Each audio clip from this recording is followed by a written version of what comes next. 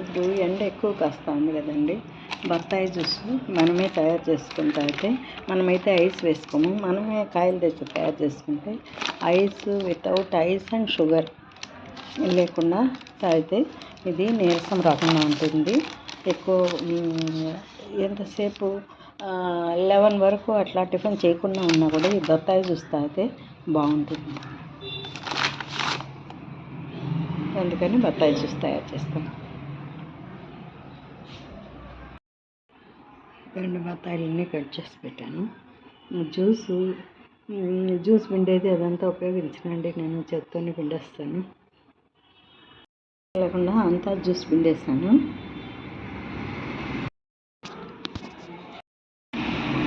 వెల్లుల్లి తినని వాళ్ళు రోజు మోసంబి జ్యూస్ని తీసుకోవచ్చు. దీనిలో రోగనిరోధక శక్తి చాలా మెండుగా ఉంది. సి విటమిన్ పుష్కలంగా ఉంది.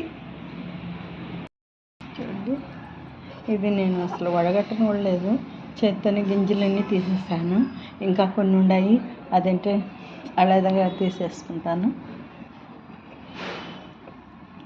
గింజలు